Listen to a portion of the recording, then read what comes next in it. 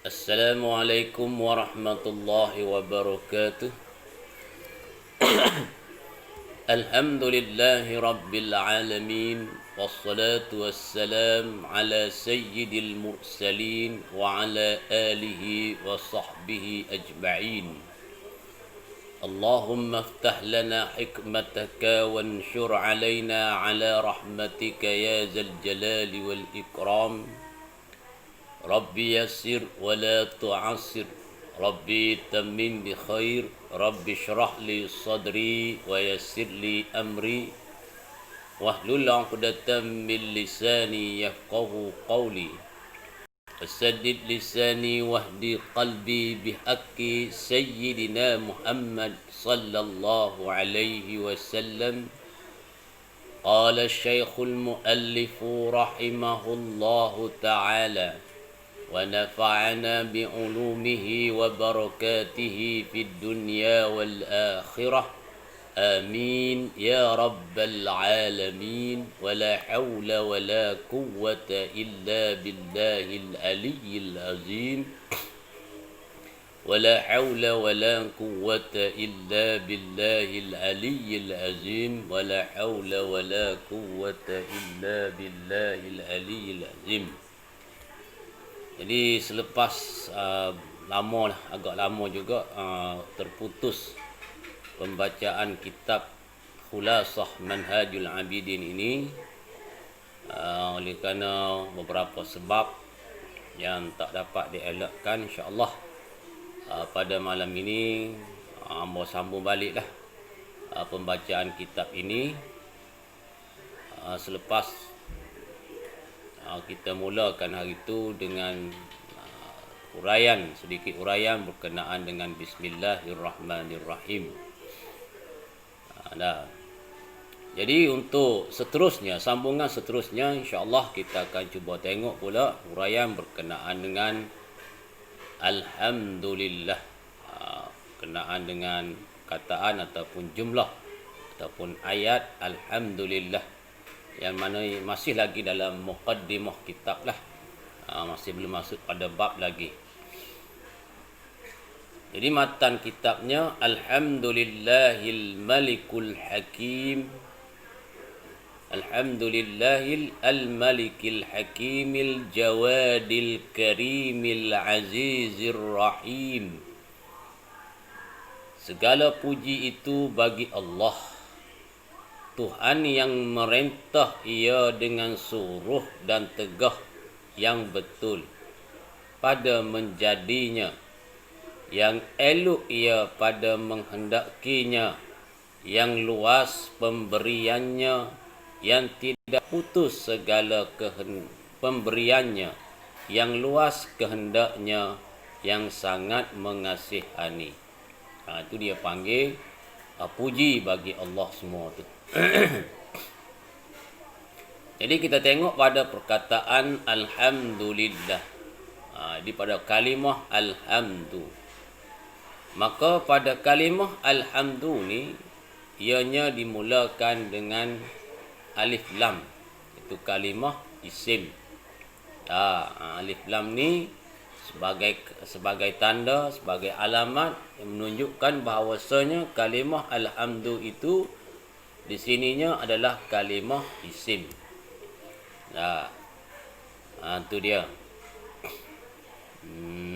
Ataupun dalam bahasa Melayu dikatakan juga kata nama. Dipanggil juga kata nama. Alhamdulillah. Maka maksud ataupun makna alif lam pada perkataan atau pada kalimah Alhamdu itu ditafsirkan oleh ulama dengan berbagai-bagai maksud. Sebahagian ada ulama mengatakan al di situ, alif lam pada perkataan Alhamdu itu lam dengan makna, dengan maksud al-istighraqi. Al-istighraqi iaitu al dengan makna meliputi. Meliputi. Artinya segala puji itu meliputi. Dan ada juga ulama mengatakan al di situnya adalah al ataupun alif lam tu lil jinsi, yang bermaksud jenis-jenis puji. Maka dipaham daripada sini, daripada kedua-dua maksud ini, kalimah alhamdu itu diterjemahkan dengan makna segala puji. Ini banyak puji. Oleh kerana kalaulah kita kata al itu alif lam itu alif lam istighraq yang membawa maksud yang meliputi, bermaknanya ia juga bermakna banyak. Sebab kalau sikit ia tidak meliputi. Begitu juga kalau kita kata al itu yang membawa maksud lil jinsi, ia juga bermakna banyak. Sebab tidak dikata jenis kalaulah ianya sedikit. Sebab itulah tuai kitab ni, pengarang kitab ini menterjemahkan alhamdu itu dengan makna segala puji. Segala puji yang membawa maksud bila segala puji ini bermakna puji ini banyak. Maka oleh kerana puji ini banyaklah, ulama-ulama mentafsirkan puji ini ada 4 jenis. Itu dia 4 jenis. Manakala insya-Allah untuk keempat jenis puji itu kita akan tengok di bawah ni huraian dia. Manakala pada perkataan lillahi alhamdulillahi, lam pada perkataan lillah itu ada ulama mengatakan lam itu bermakna lam lil istihqaqi, yang berhak maknanya. Ataupun ada juga ulama mengatakan lil ikhtisasi, yakni dengan makna yang tertentu. Ataupun ada juga ulama mengatakan lam tu lil milk, yakni dengan makna memiliki. Itu dia. Jadi kalau kita terjemah alhamdulillah ini membawa maknanya segala puji bagi Allah. Jadi kalaulah lam pada lillah itu yang diterjemahkan dengan makna bagi itu, kalau kita bermaksud bagi di situ dengan makna istihqaq, istihqaq bermakna kita kena terjemah segala puji berhak bagi Allah.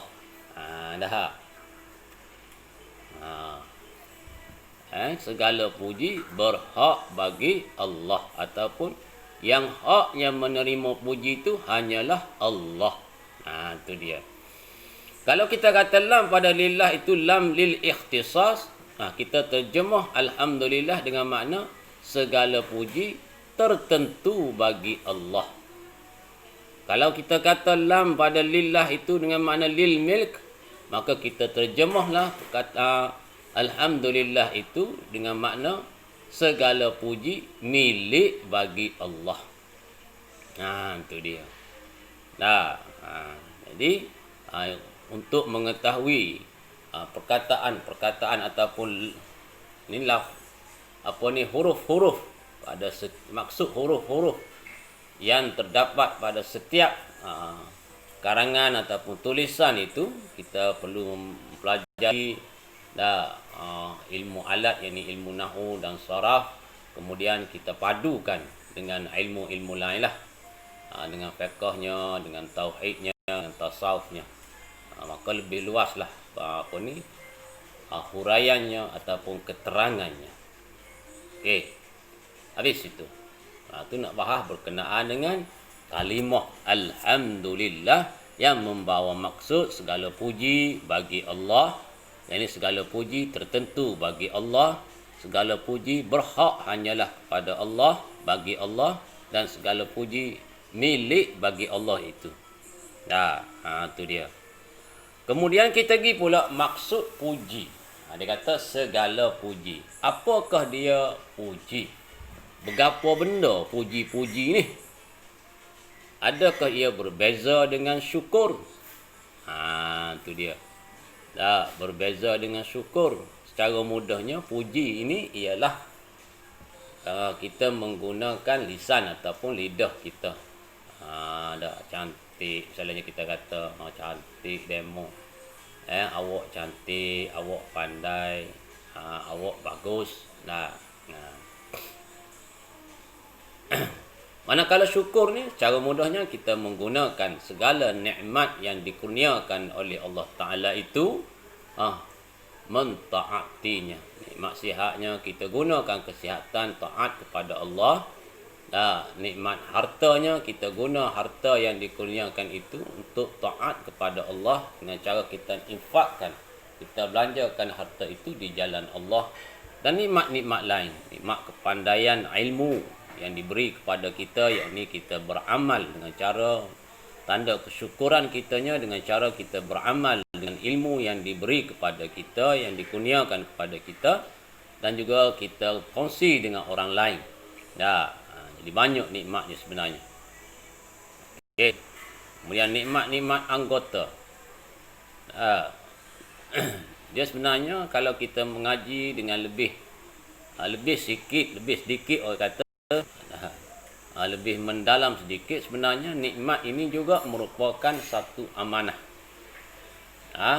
Satu amanah. Jadi setiap nikmat ini kita perlu memuji pemberi nikmat dan juga kita perlu bersyukur di atas nikmat yang diberi. Jadi apa dia puji, apa dia syukur? Itu dia. Tengok di sini takrif yang diberikan oleh ulama-ulama kita dulu. Kita tengok definisi ataupun takrif puji. Puji pada bahasa dari segi lughahnya, iaitu memuji dengan elok di atas keelokan dengan pilihan kerana membesarkan dia. Itu puji pada bahasa. Kita puji ni kita kata molek. Kata benda elok, benda molek. Sebab apa kita kata tu? Sebab dia buat molek kita. Dan kita puji tu pula, dia buat baik kita, dia buat elok kita, dia buat molek kita. Dan kita puji tu pula tanpa paksaan, dengan kerelaan hati, dengan pilihan hati. Puji-puji tu kerana apa? Kerana kita nak memuliakan dia, nak membesarkan. Orang beri sesuatu kepada kita. Itu dia. Sebab tu kita puji. Itu makna puji pada lughah, pada bahasa Arab. Manakala puji pada istilah ialah perbuatan yang menzahirkan, yakni menzahirkan, membesarkan. Satu perbuatan yang kita nak zahirkan, kita nak nyatakan, membesar dan memuliakan pemberi nikmat. Itu puji pada istilah. Sama ada nikmat yang diberi itu kepada kita yang memuji ataupun kepada orang lain. Itu makna puji pada istilah. Yakni satu perbuatan yang kita nak nyatakan, kita nak royak, kita nak zahirkan bahawasanya kita ni membesarkan ataupun memuliakan pemberi nikmat.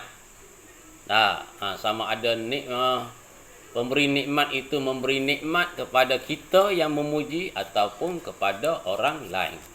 Itu maksud puji pada istilah. Dua. Puji pada bahasa, puji pada istilah.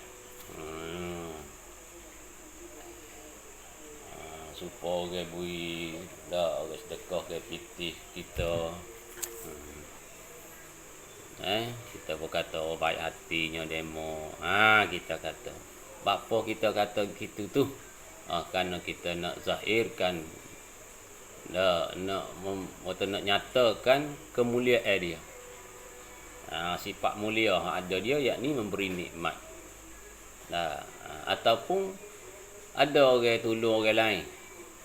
Tolong sahabat kita ke, saudara-saudara kita ke, dengan membantu dengan kewangan ataupun apa-apa bantuan maka kita puji dia lah. Allah baiknya demo, baiknya mu.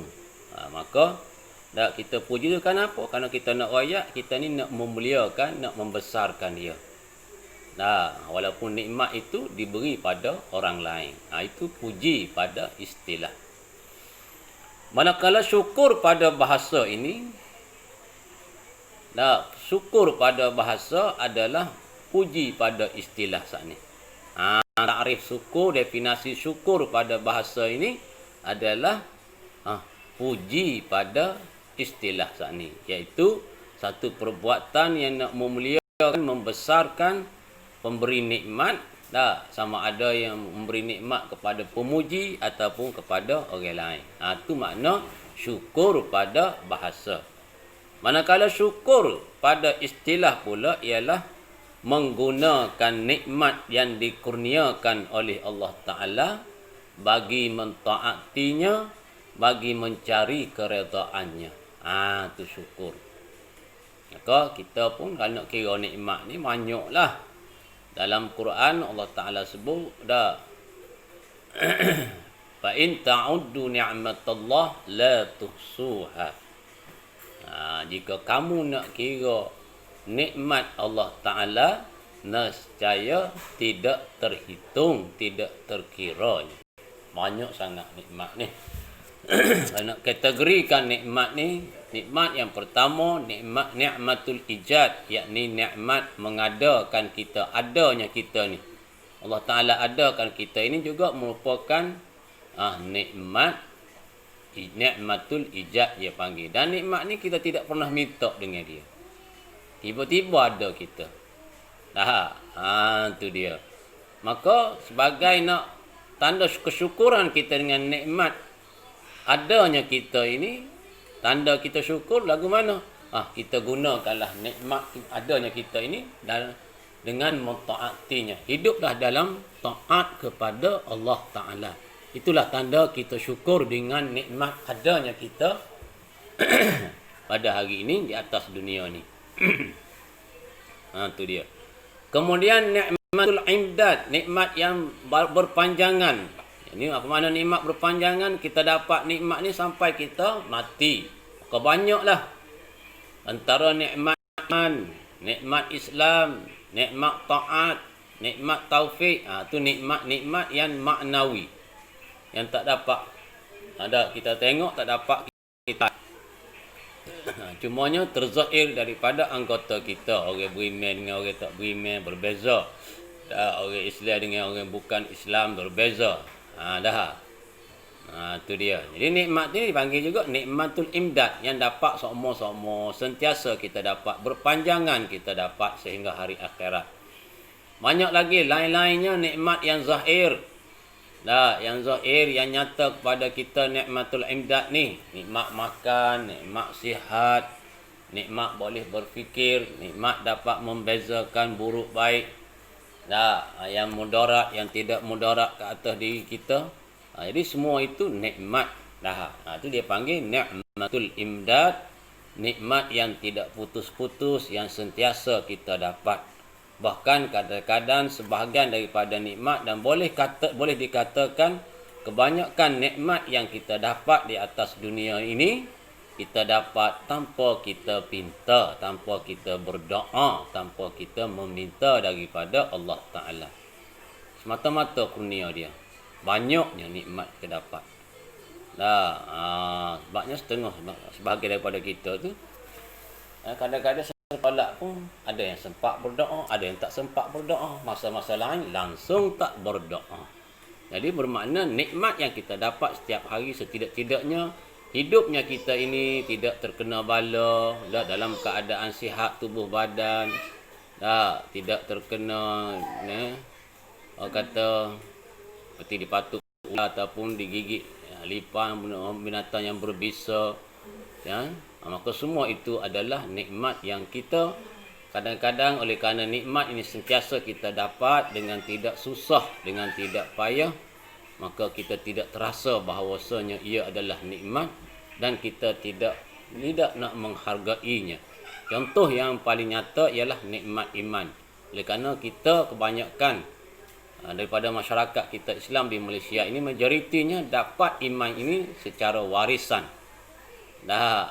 Secara warisan.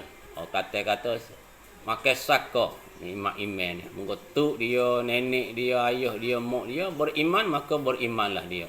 Sebab itulah kita kadang-kadang bahkan di kebanyakan masa kita tidak rasa bahawasanya iman itu suatu nikmat yang perlu kita jaga, yang perlu kita sentiasa suburkan dia dengan perbuatan-perbuatan ataupun amalan-amalan taat. Jadi cukup setakat tu, insya-Allah kita akan sambung pada masa yang lain. Wallahu a'lam wa ilaihil marji'u wal ma'ab.